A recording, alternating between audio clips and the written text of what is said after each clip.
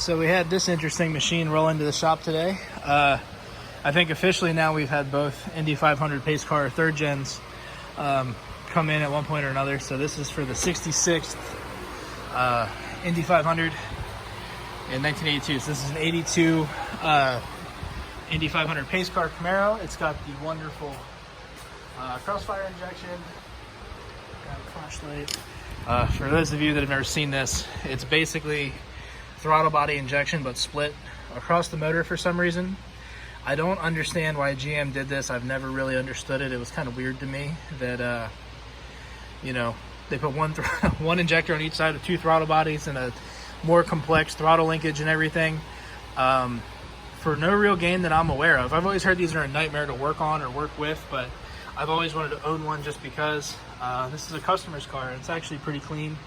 It does have some, you know, some scratches and dents and stuff, but it's 40 years old almost, which is crazy. But yeah, it's overall a pretty clean car. It's got the fiberglass hood with the functional scoop. So if you listen, like, that's fiberglass, which I thought was really cool for an OEM hood. As you can see, those flaps open up, and it sucks air right into this air cleaner. There's some kind of vacuum actuator on the air cleaner somewhere that actually does that. It wasn't hooked up, so I'm assuming it doesn't work. From what I understand, most of these don't work anymore. The interior is a little rough, but you know, it's a T-top car, so you would kind of expect that after this amount of time. It's got a nice blue interior. Always thought like some of these 80s colors are sweet, and for some of you like younger people, the speedo only goes up to 85, and the opposite side of the speedo is actually kilometers. Just a weird little thing.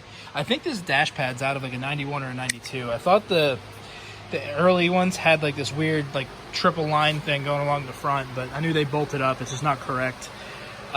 These do look like GMT tops, which is pretty cool. All the stickers are still intact, and even like normally the hatch hinges like push the deck lid off the hatch or bend the hinges. This one is pretty straight, you know, which is good. You don't see that like that very often anymore. It's a little rusty, but really no big deal. I'll put it up so we can look underneath of it, see what other cool goodies are on here. So yeah, it's actually pretty clean underneath too. Even the pinch welds haven't been crushed from people lifting it wrong on two-post lifts. All right, that one got it a little bit, but this is where you're supposed to lift these cars if you're using a two-post lift, so you don't hurt anything. It looks like that brake line is leaking quite a bit. Pinion seal's leaking a lot, but what are you gonna do? This brake line looks like it's leaking too.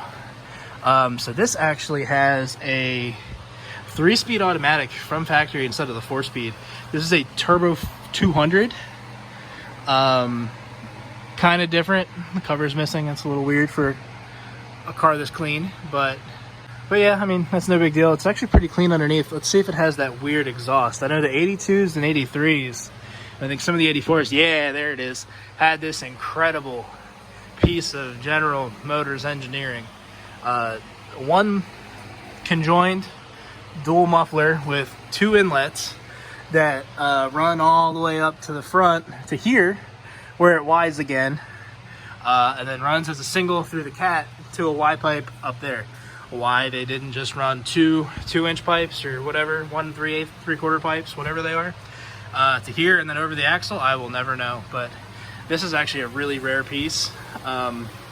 Sucks it's kind of rusty. I've seen people pay a premium for these because they want the OEM looking exhaust on it, but I always thought they were pretty goofy.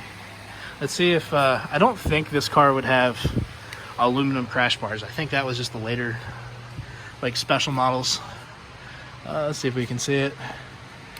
That looks like it's probably steel, but it's not rusty. Let's grab a magnet and see.